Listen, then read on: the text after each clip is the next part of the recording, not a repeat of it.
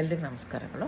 ಇವತ್ತು ನಾನು ಉಪನಿಷತ್ತುಗಳು ಅಥವಾ ಸಂಖ್ಯಾಶಾಸ್ತ್ರದ ಪ್ರಕಾರ ನಾವುಗಳು 24 ತತ್ವಗಳಿಂದ ಆಗಿದ್ದೀವಿ ಅಂತ ಹೇಳ್ತಾರೆ. ಅದು ಯಾವ್ಯಾವುದು ಅಂತ ಹೇಳ್ತೀನಿ. ಪಂಚಭೂತಗಳು ಒಂದು, ಮತ್ತು ಪಂಚ ಜ್ಞಾನೇಂದ್ರಿಯಗಳು, ಪಂಚ ಕರ್ಮೇಂದ್ರಿಯಗಳು, ಪಂಚ ತನ್ಮಾತ್ರಗಳು, ಅದು ಅಲ್ಲದೆ ಮನಸ್ಸು, ಬುದ್ಧಿ, ಅಹಂಕಾರ, ಚಿತ್ತ.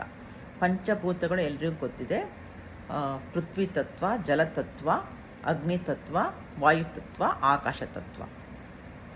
ಪಂಚ ಜ್ಞಾನೇಂದ್ರಿಯಗಳು ಕಣ್ಣುಗಳು, ಕಿವಿಗಳು, ಕಣ್ಣುಗಳು ಸೇರಿ ಒಂದು, ಕಿವಿಗಳು ಎರಡು ಸೇರಿ ಒಂದು, ಮೂಗು, ನಾಲಿಗೆ ಮತ್ತು ಚರ್ಮ.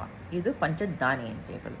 ಪಂಚ ಕರ್ಮೇಂದ್ರಿಯಗಳು ಎರಡು ಕೈಗಳು ಸೇರಿ ಒಂದು ಕರ್ಮೇಂದ್ರಿಯ, ಎರಡು ಕಾಲುಗಳು ಸೇರಿ ಒಂದು ಕರ್ಮೇಂದ್ರಿಯ. ಮಾತಾಡ್ತೀವಿ, ಅದು ಒಂದು ಕರ್ಮೇಂದ್ರಿಯ. ಗುದದ್ವಾರ ಮತ್ತು ಮೂತ್ರ ವಿಸರ್ಜನೆ. ಗುದದ್ವಾರ ಒಂದು ಇದು ಕರ್ಮೇಂದ್ರಿಯ, ಮೂತ್ರ ವಿಸರ್ಜನೆ ಒಂದು ಕರ್ಮೇಂದ್ರಿಯ. ಅದು ಒಟ್ಟು 5 ಆಯಿತು. ಇದಲ್ಲದೆ ಪಂಚ ತನ್ಮಾತ್ರಗಳು ಅಂತ ಹೇಳ್ತಾರೆ. ಅಂತಂದರೆ ನಮ್ಮದು ಪಂಚ ಜ್ಞಾನೇಂದ್ರಿಯಗಳಿಗೆ ಪಂಚಭೂತಗಳಿಂದ ಅದಕ್ಕೆ ಹೇಗೆ ಕನೆಕ್ಷನ್ ಆಗುತ್ತೆ ಅನ್ನೋದಕ್ಕೆ, ನಮಗೆ ಕಿವಿಗೆ ಆಕಾಶದಲ್ಲಿ ಶಬ್ದ, ಅದಕ್ಕೆ ತನ್ಮಾತ್ರ, ಅದು ನಮಗೆ ಕಿವಿಗೆ ಕೇಳಿಸುತ್ತೆ. ಕಣ್ಣಿಗೆ ಬೆಳಕು, ಅದು ದೀಪ ಅಂತ, ಇದು ಬೆಳಕಿದ್ರೆ ಮಾತ್ರ ನಮಗೆ ಕಾಣಿಸುತ್ತೆ, ಅದು ಒಂದು ತನ್ಮಾತ್ರ.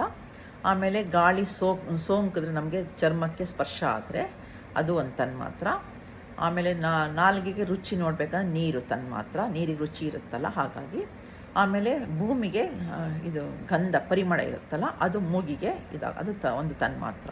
ಸೊ ಕಿವಿಗೆ, ಕಣ್ಣಿಗಾಯಿತು, ಮೂಗಿಗೂ ಆಯಿತು, ಆಮೇಲೆ ಚರ್ಮಕ್ಕೂ ಆಯಿತು, ಮತ್ತು ಕಣ್ಣಿಗೂ ಆಯಿತು. ಸೊ 5 ತನ್ಮಾತ್ರಗಳು. ಇದಲ್ಲದೆ ಮನಸ್ಸು, ಬುದ್ಧಿ, ಅಹಂಕಾರ. ಮನಸ್ಸು ಅಂತ ಇರುತ್ತೆ. ಮನಸ್ಸು ಅಂದ ತಕ್ಷಣ ಬುದ್ಧಿ ಅನ್ನೋದೊಂದು ಇರಬೇಕು. ಬರೀ ಮನಸ್ಸಿದ್ರೆ ಆಗೋದಿಲ್ಲ. ಯಾಕೆಂದರೆ ಈಗ ಮಕ್ಕಳಿಗೆ ನಾವು ಅವರಿಗೆ ಬುದ್ಧಿ ಇಲ್ಲ ಅಂತೀವಿ, ಮನಸ್ಸಿದೆ ಮಕ್ಕಳಿಗೆ, ಬುದ್ಧಿ ಇಲ್ಲ ಅಂತೀವಲ್ವ. ಸದ್ಬುದ್ಧಿ, ದುರ್ಬುದ್ಧಿ ಅಂತ ಇರುತ್ತಲ್ಲ ಹಾಗೆ. ಆಮೇಲೆ ಚಿತ್ತದಲ್ಲಿ ಅದು ಸಬ್ಕಾನ್ಷಿಯಸ್ ಮೈಂಡ್ ಅಂತಲೇ ಹೇಳ್ತೀವಿ. ಅದು ಅಲ್ಲದೆ ಅದರಲ್ಲಿ ಚಿಂತೆಗಳೆಲ್ಲ ಸ್ಟೋರ್ ಆಗಿರುತ್ತೆ. ಚಿತ್ತದಲ್ಲಿ ಸ್ಟೋರ್ ಆಗಿರುತ್ತೆ, ನಮ್ಮದೆಲ್ಲ ಸ್ಟೋರ್ ಆಗೋದು ಚಿತ್ತದಲ್ಲಿ.